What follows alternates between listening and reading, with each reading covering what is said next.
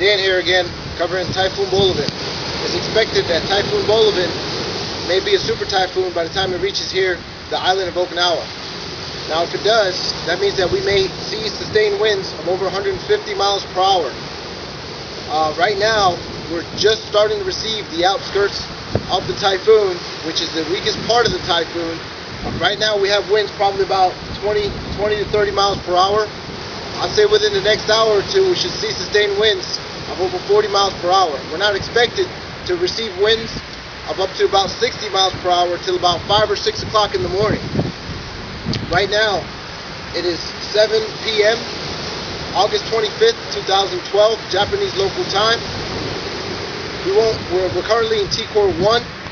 T-Core 1 basically means that it's anticipated that we're going to receive winds of over 58 miles per hour within 12 hours. So at 7 p.m. right now, it's probably going to be 5 or 6 a.m. before we start feeling the full effects of the typhoon.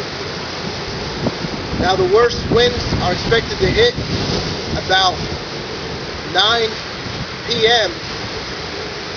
Actually 6 p.m. Japanese local time on Sunday. So make sure that you're in undercover or indoors. I'm going to give you a quick look around, a shot of the ocean.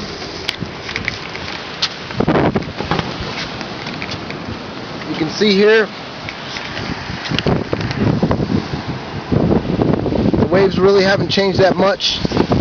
We're not supposed to be in the ocean, but I have seen some guys out there surfing the waves earlier. But as you can see, there's a lot of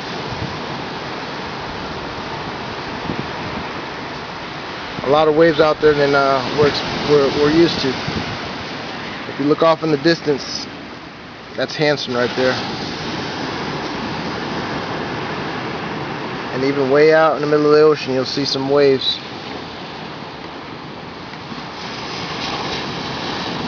Way out there. We're not going to see anything too big right now, but I'm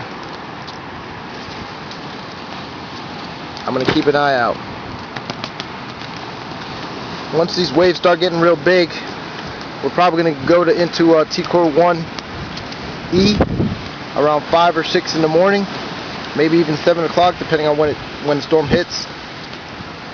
I'm still tracking right now that the eye of the storm may be passing over the island anywhere between Hansen and Schwab.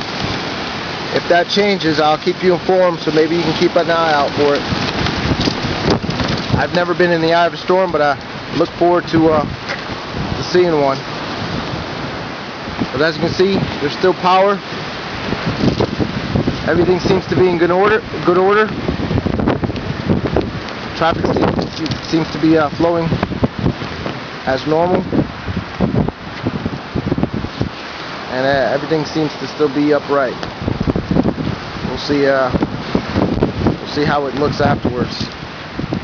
Now if you see that green truck right there, last storm that we had that was pretty bad, pretty much that whole backside of that truck got ripped apart, and this storm is supposed to be a lot worse than that one, so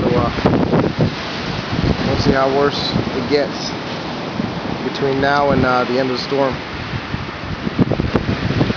My house is still intact, and so is the roof, the carport. I'm going to put those cars in the back to avoid any debris hitting them in the front. This is an ideal location for me because we're directly in front of the ocean, so we don't have a lot of debris coming in from the ocean into our house. But if you live towards the middle of the island or on higher ground, make sure you have everything tied down or put away, because those items can be tossed around and can be deadly projectiles throughout the island. Alright, till next time, I'm out.